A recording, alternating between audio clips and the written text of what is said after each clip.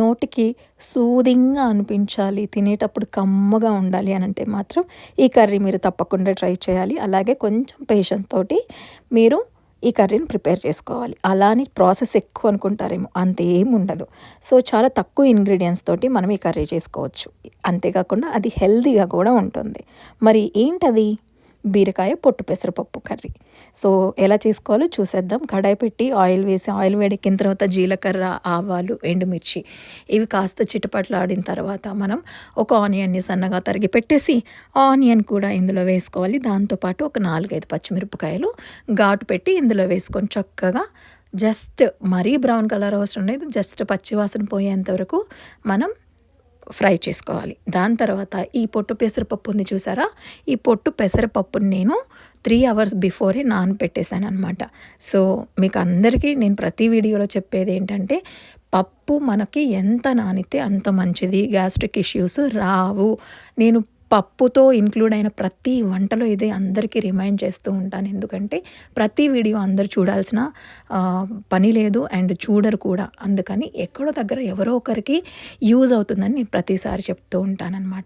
Once అవి fry అవుతూ ఉన్నప్పుడు ఏం చేస్తారంటే కొంచెం ఒక చిటికెడు పసుపు కూడా వేసుకొని మళ్ళీ ఒకసారి మూత పెట్టేసేసి మళ్ళీ వాటిని మగ్గించండి. అండ్ ఈ కర్రీ మొత్తం కూడా మీడియం టు సిమ్ ఫ్లేమ్లో పెట్టుకుంటే పప్పు కూడా చక్కగా మనకి ఫ్రై అయిపోతుంది, అలాగే మెత్తగా కూడా అయిపోతుంది అనమాట.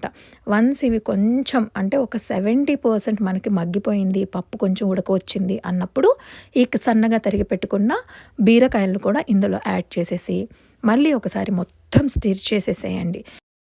ఒకే స్టైల్లో చేసుకొని తిని బోర్ కొట్టిన బీరకాయని ఇలాగ డిఫరెంట్గా కూడా ట్రై చేయొచ్చు. ఓన్లీ పొట్టు పెసరపప్పు అనే కాకుండా నార్మల్ పెసరపప్పు కూడా మీరు యూస్ చేసుకోవచ్చు. అండ్ మీకు ఒక విషయం తెలుసా, నార్మల్ పెసలు ఉంటాయి కదా, గుండు పెసలు, ఆ పెసలతోటి బీరకాయతోటి పప్పు చేస్తే అద్భుతంగా ఉంటుంది. మీరు ఎప్పుడైనా ట్రై చేసి ఉంటారా? ట్రై చేస్తే మాత్రం నాకు ఖచ్చితంగా చెప్పండి. అండ్ మీరు ఎలా చేస్తారో చెప్పండి. నేను నెక్స్ట్ వీడియోలో ఇంకెప్పుడైనా పెసలు ప్లస్ బీరకాయ వేసి పప్పు చేసి నేను మీకు చూపిస్తాను. సో వన్స్ ఇలా స్టిర్ చేసుకున్న తర్వాత మళ్ళీ ఒకసారి మూత పెట్టేసేసి ఇందులో వాటర్ కంటెంట్ అనేది సిమ్లో పెట్టుకొని ఫ్రై చేసుకుంటున్నప్పుడు మాత్రమే వస్తుంది. సో అలాగా మనం మూత పెట్టేటప్పుడు సిమ్లో పెట్టి మగ్గించుకోవడానికి ట్రై చేయండి.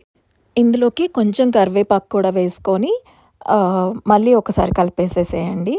ఓన్లీ పేషెన్స్తో మాత్రమే కర్రీ చేసుకోగలము. అండ్ ఇందులో వాటర్ వస్తుంది బీరకాయ వాటర్ తోటి మనం మగ్గించుకోవాలి. ఒకవేళ మీకు మనకు అనుకున్నంత వాటర్ అయితే బీరకాయలో రాలేదు అని అంటే మాత్రం ఒక 1/2 కప్పు వాటర్ కూడా ఇందులో యాడ్ చేసుకోవచ్చు. నేనైతే యాజ్ ఎక్స్పెక్టెడ్ బీరకాయలో వాటర్ ఉండకపోవచ్చు అనుకుంటూనే ఉన్నాను, అలానే జరిగిందనమాట. మీడియం టు సిమ్ ఫ్లేమ్లో పెట్టుకొని ఈ కర్రీ అంతా చేసుకోవాలి. పేషెన్స్ ఉంటే మాత్రం చాలా సూతింగ్ అయిన కర్రీ. అండ్ ఇలా మొత్తం బాయిల్ అయిపోయింది అనుకున్న టైంలో నేను ఒక 2 టేబుల్ స్పూన్స్ నువ్వుల కారం అయితే వేశాను. అండ్ అలాగే 1/2 స్పూను నార్మల్ కారం వేశాను. ఈ కర్రీకి ఆ కారమే స్పెషల్. మీ దగ్గర నువ్వుల కారం లేకపోతే నో ప్రాబ్లం, నార్మల్ కారంతో అయినా కానీ ఈ కర్రీని ప్రిపేర్ చేసుకోవచ్చు.